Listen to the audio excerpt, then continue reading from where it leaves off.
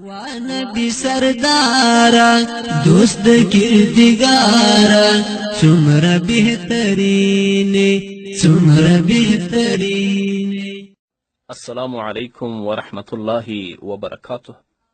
عبدالرحمن سلامونه را لیږلي او د سلام نه وروسته لیکلي چې زه یوه پوښتنه لرم. پوښتنه مې دا ده که د لمانځه فرایض راته په تفصیل سره بیان کړي. عبدالرحمن رور، د مانځه په فرایضو کې لومړنی فرض هغه د بدن پاکوالی دی. الله رب العزت په سورة مائده کې په 6 آیت کې فرمایي وَإِن كُنتُمْ جُنُوبًا فَاطَّهَّرُوا وَإِن كُنتُمْ جُنُوبًا فَاطَّهَّرُوا کله چې تاسو په جنابت کې نو ځان ښه پاک کړئ. همدارنګه د بخاري او د مسلم حدیث دی. راوی د حدیث حضرت ابي هريره رضی الله تعالی عنه دی.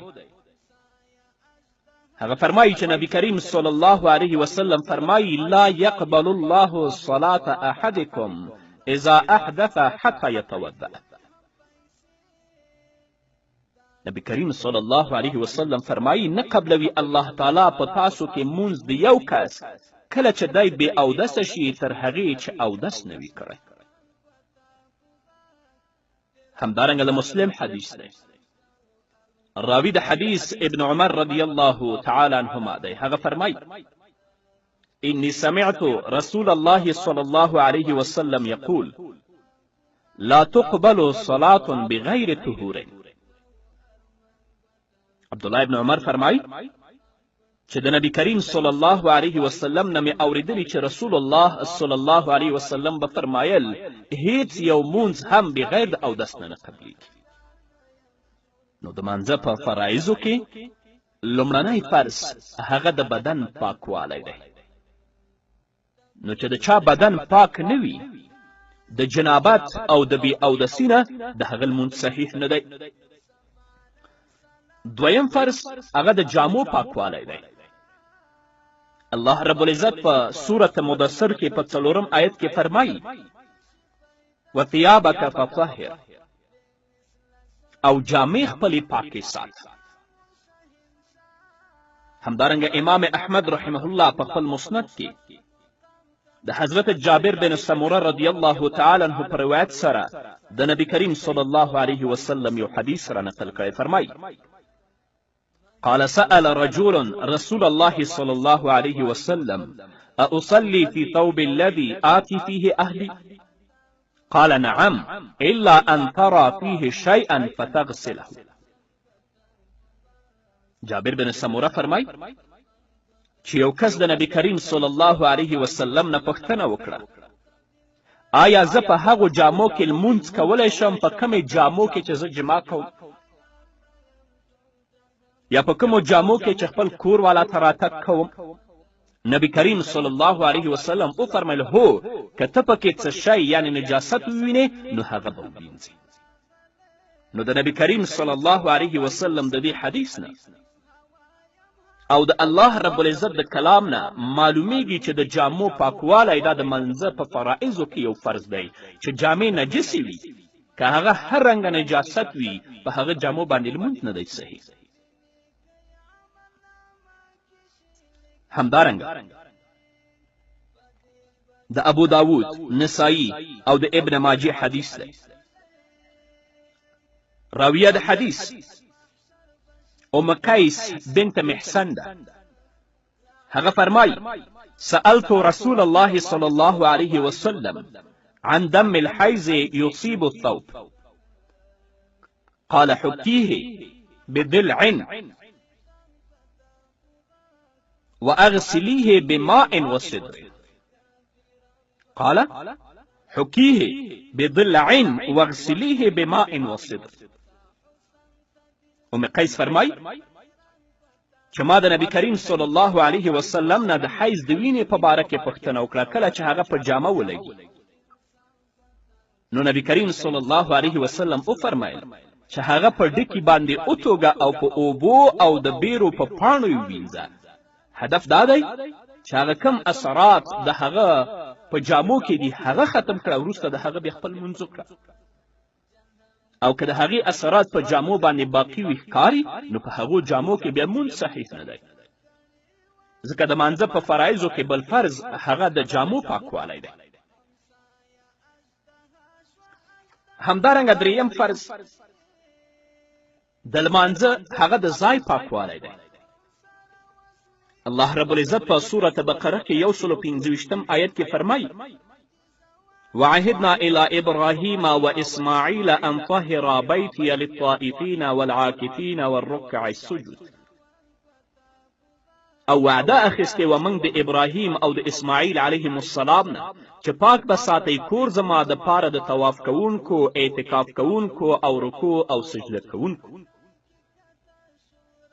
نو د الله رب العزت د دې کلام نه معلومیږي چې لمانځه کې د ځای پاکوالی دا شرط دی. په کوم ځای کې چې ته لمونځ کوې هغه باید د نجاست نه پاک وي، چې پاک نه وي لمونځ صحیح نه دی. همدارنګه د ابو داود او د ترمذي حدیث دی. راویه د حدیث ام المؤمنین عایشه صدیقه رضی الله تعالی عنها د هغه فرمایي: امر رسول الله صلی الله علیه وسلم ببناء المساجد في الدور وان تنظف وتطيب. ام المؤمنین فرمایي چې نبی کریم صلی الله علیه وسلم حکم کړی دی په کورونو کې د جوماتونو جوړولو او د دې خبرې چې پاک او صفا دې وساتلی شي. نو د الله رب العزت د کلام نه او د نبی کریم صلی الله علیه وسلم د دې حدیث نه بل حدیث په بخاري او مسلم کې هم شته. د دې نه معلومیږي چې د مانځه په فرایضو کې بل فرض هغه د ځای پاکوالی دی.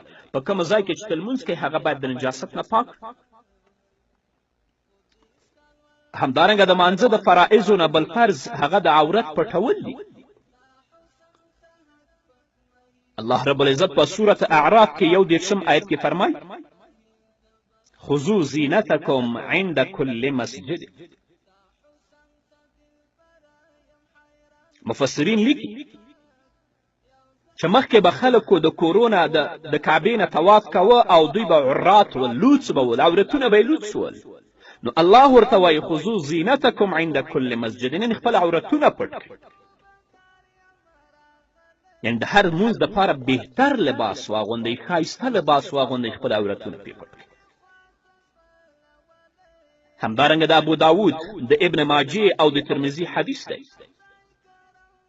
راویه د حدیث ام المؤمنین حضرت عائشه صدیقه رضی الله تعالی عنها دغه فرمایي: عن النبي صلی الله علیه وسلم انه قال: لا يقبل الله صلاة حائز الا بخماره.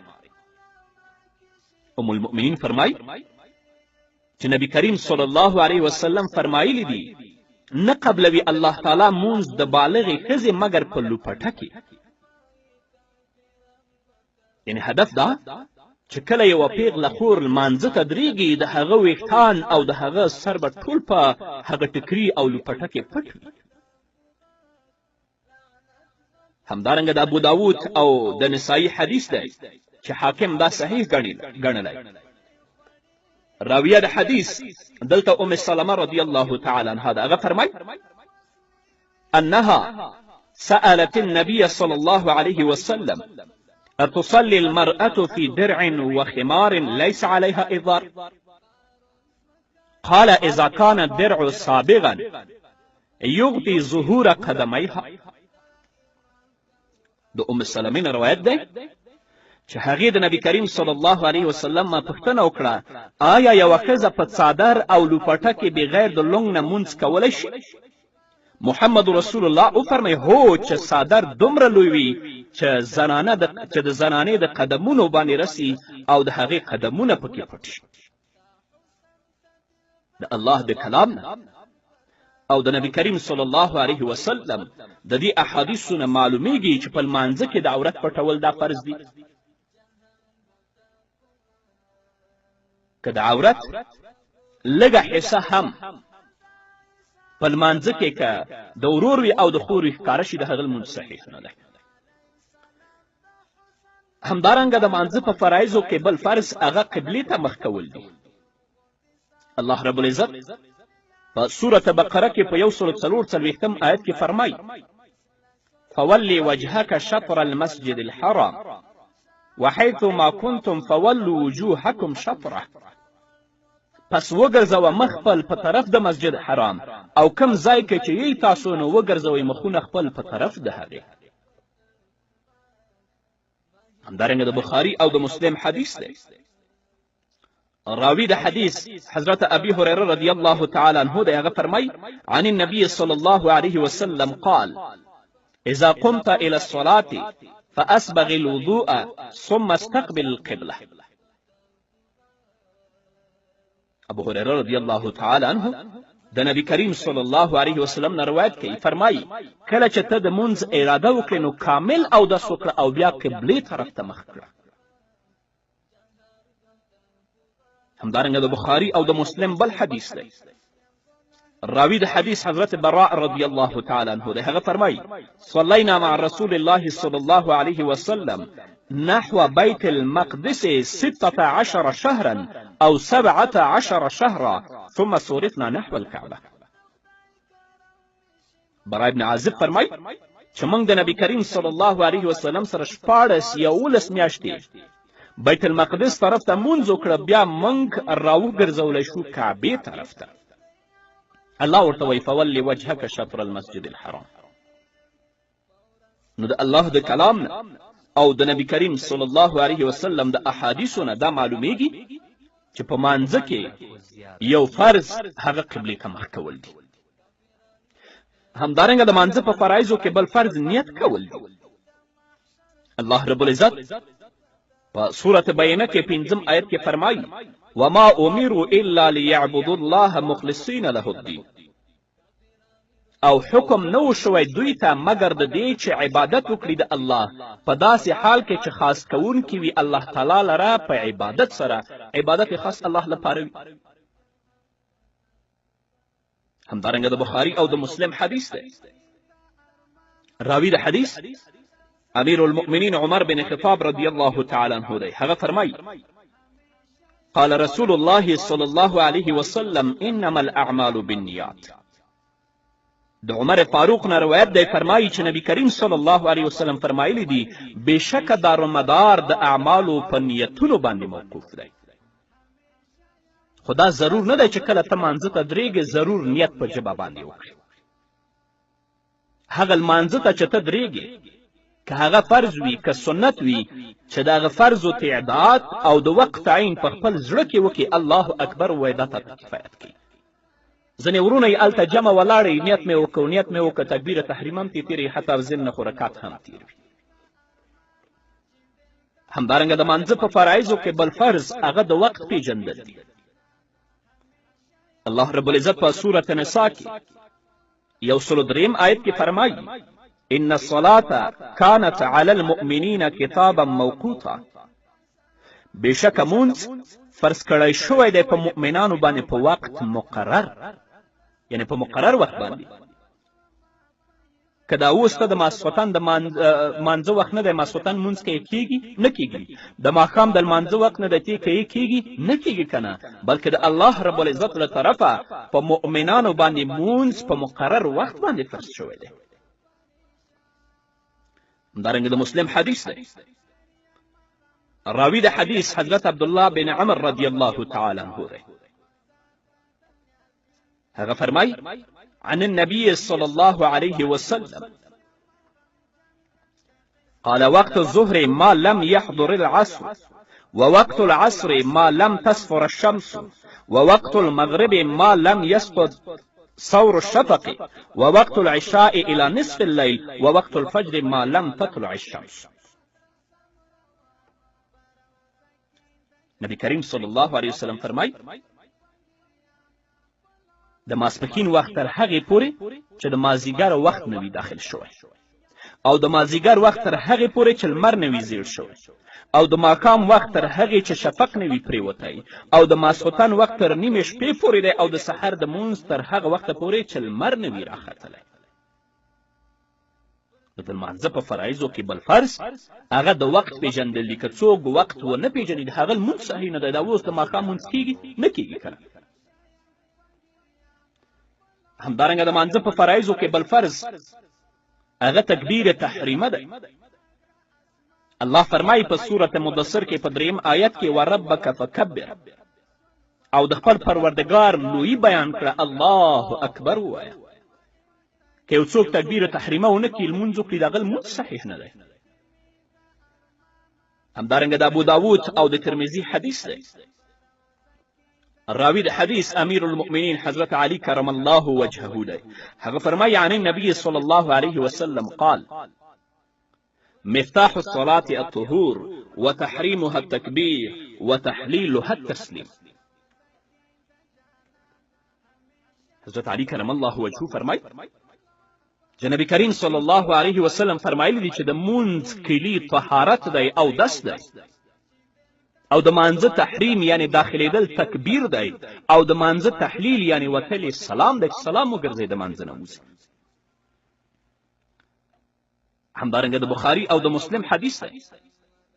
راوی د حدیث حضرت ابي هريره رضی الله تعالی عنه دی. هغه فرمایي عن النبي صلى الله عليه وسلم قال إذا قمت إلى الصلاة فأسبغ الوضوء ثم استقبل القبلة فكبر. چې کله ته د مونځ اراده وکړې نو اودس کامل وکړه، بیا قبلې طرف ته مخ کړه او تکبیر ووایه. همدارنګه د ابو داود او د بیهقي حدیث دی. راوی د حدیث حضرت نعمان بن بشیر رضی الله تعالی عنه دی. هغه فرمایي كان رسول الله صلى الله عليه وسلم يسوي صفوفنا إذا قمنا للصلاة فإذا استوينا كبر. نعمان بن بشیر فرمایي کله به چې موږ مونځ ته ودرېدو نو نبی کریم صلی الله علیه وسلم به زموږ صفونه برابرول، او کله به چې برابر شو نو نبی کریم صلی الله علیه وسلم به الله اکبر ویل. نو د الله د کلام نه او د پیغمبر علیه الصلاة والسلام د صحیحو احادیثو نه معلومیږي چې د مانځه په فرایضو کې بل فرض هغه تکبیر تحریمه ده. همدارنګه د مانځه په فرایضو کې بل فرض هغه قیام کول دي یعنی درېدل دي. الله رب العزت په سورة بقره کې په 238 آیت کې فرمایي وقوموا لله قانتین، او ودرېږئ الله تعالی ته عاجزي کوونکي. همدارنګه د بخاري او د ابو داود او د امام احمد رحمه الله د مسند حدیث دی. راوی د حدیث حضرت عمران بن حسین رضی الله تعالی عنه دی. هغه فرمایي قال لي رسول الله صلى الله عليه وسلم صل قائما فإن لم تستطع فقاعدا فإن لم تستطع فعلى جنب. هغه فرمایي چې ماته نبی کریم صلی الله علیه وسلم وفرمایل مونځ په ولاړه کوه، پس که طاقت دې نه وي نو بیا یې په ناسته کوه، او که د ناستې طاقت دې هم نه وي نو بیا یې په اړخ او په ملاسته کوه. نو که یو څوک په فرضي لمونځ کې د ودرېدلو توان لري او هغه مونځ په ولاړه باندې نه کوي، په ناسته کې د ده لمونځ صحیح نه دی. خو که د ولاړې توان نه لري بیا ناسته باندې مونځ کولی شي. په نفلي لمنځونو کې که ته د ولاړې توان هم لرې هلته په ناسته باندې نفلي لمونځ کوي صحیح دی. خو کوم ثواب چې تا ته بیا په ولاړه کې درکولی شي هغه په ناسته کې نشته، هغه نیم دی. همدارنګه د مانځه په فرایضو کې بل فرض قرائت کول دی. الله رب العزت په سورة مزمل کې 20 آیت کې فرمایي فقرأوا ما تيسر من القرآن، پس ولولئ هغه چې تاسو ته آسان وي د قرآن. همدارنګه د مسلم حدیث دی. راوی د حدیث حضرت ابي هريره رضی الله تعالی عنه دی. هغه فرمایي ان رسول الله صلی الله علیه وسلم قال لا صلاة الا بقراءة. ابو هريره رضی الله تعالی عنه فرمایي چې یقینا نبی کریم صلی الله علیه وسلم فرمایلی دي چې نه صحیح کېږي مونځ بغیر د قرائت نه. همدارنګه د بخاري او د مسلم حدیث دی. راوی د حدیث بیا حضرت ابي هريره رضی الله تعالی عنه دی. هغه فرمایي ان رسول الله صلی الله علیه وسلم قال للمسيء في صلاته فكبر ثم اقرأ ما تيسر معك من القرآن ثم اركع حتى تطمئن راكعا. ابو هريره فرمای چې یقینا نبی کریم صلی الله علیه وسلم هغه کس ته چې مونځ یې صحیح نه کول وفرمایل پس تکبیر ووایه او بیا ولوله کوم چې تا ته آسان وي د قرآن نه او بیا رکوع ښه په اطمینان سره وکړه. نو د الله د کلام نه او د نبی کریم صلی الله علیه وسلم د دې احادیثو نه موږ ته څرګندېږي چې د مانځه په فرایضو کې بل فرض هغه قرائت کول دي. همدارنګه د مانځه په فرایضو کې بل فرض رکوع او سجده کول دي. الله رب العزت په سورة حج کې اویم آیت کې فرمایي یا ایها الذین آمنوا ارکعوا واسجدوا، ای مؤمنانو رکوع او سجده وکړئ. همدارنګه د ترمذي، د ابن ماجه، د نسائی او د ابو داود حدیث دی.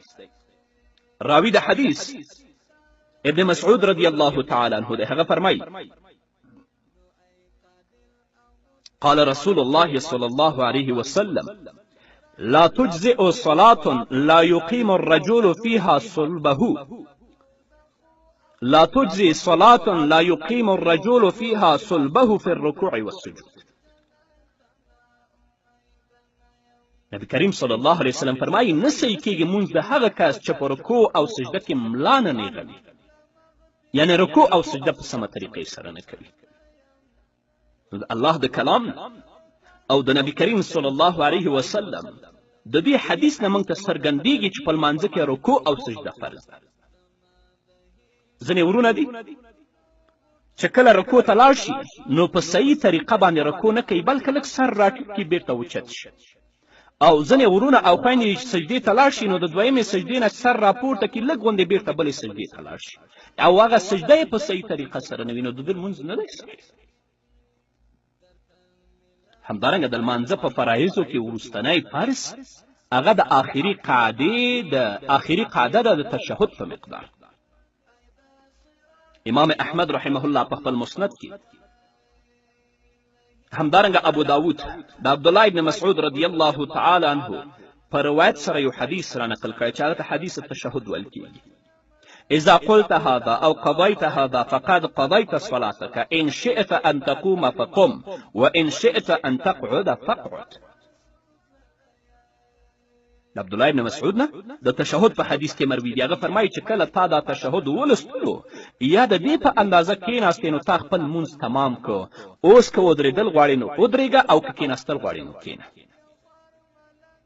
نو دا د مانځه فرایض وو چې د الله رب العزت د کلام په رڼا کې او د نبی کریم صلی الله علیه وسلم د صحیحو احادیثو په رڼا کې ما تاسو ته بیان کړل.